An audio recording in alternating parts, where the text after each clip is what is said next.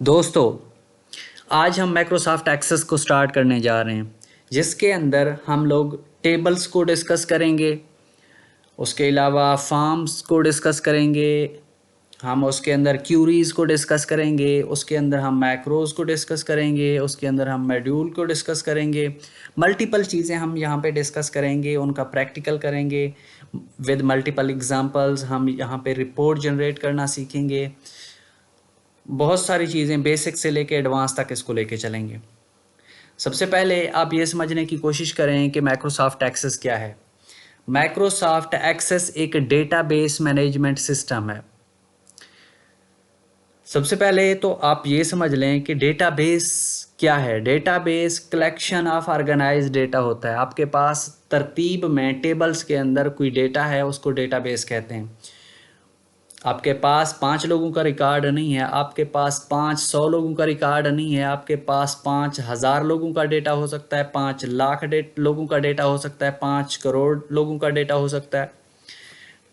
تو اس بڑے ڈیٹا کو مینیج کرنے کے لیے جو سسٹم استعمال کیا جاتا ہے اس کو ڈیٹا بیس مینجمنٹ سسٹم کہتے ہیں. میں نے کہا کہ مائکروسافٹ ایکسس ایک ڈیٹا بیس مینجمنٹ سسٹم ہے، آپ کو یہ سمجھانے کے لیے کہ ڈیٹا بیس مینجمنٹ سسٹم کیا ہوتا ہے. ایکچولی جو مائکروسافٹ ایکسس ہے وہ ڈیٹا بیس مینجمنٹ سسٹم نہیں ہے.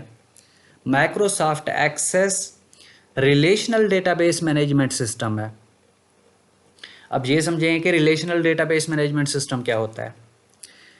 سپوز آپ کے پاس 2 ڈیٹا بیسز ہیں. میں اگر پاکستان میں آپ کو کوئی اگزامپل دوں تو نادرا کا ایک ڈیٹا بیس ہے جن کے اندر جو بھی پاکستان کے اندر رجسٹرڈ لوگ ہیں پاکستان میں رہنے والے ان کا ڈیٹا انٹر کیا جاتا ہے نادرا کے ڈیٹا بیس کے اندر، ان کو ویریفائی کر کے انٹر کیا جاتا ہے. ایک اور پروگرام ہے NRSP پاکستان کے اندر، جس کو پاکستان کے اندر لوگ بے نظیر انکم سپورٹ پروگرام کے نام سے بھی جانتے ہیں. ان کا ایک اپنا ڈیٹا بیس ہے. نادرا کے اندر جو بیسک انفارمیشن لے کے پٹ کی جاتی ہے تو اس سے کہیں زیادہ انفارمیشن لی جاتی ہے NRSP کے ڈیٹا بیس کے اندر. یہ جو 2 ڈیٹا بیسز ہیں یہ آپس میں ڈیٹا شیئر کرتے ہیں، اپنے ڈیٹا بیس کے اندر جو معلومات ہیں اس کو شیئر کرتے ہیں. اس طرح کے 2 ڈیٹا بیسز کے ڈیٹا شیئر کرنے کو، اس کو مینیج کرنے کو جو ڈیٹا بیس استعمال کیا جاتا ہے، اس کو جو سسٹم استعمال کیا جاتا ہے اس کو relational data base management system کہتے ہیں. مطلب 2 یا 2 سے زیادہ ڈیٹا بیسز کو جو سسٹم ڈیل کرے اسے relational data base management system کہتے ہیں.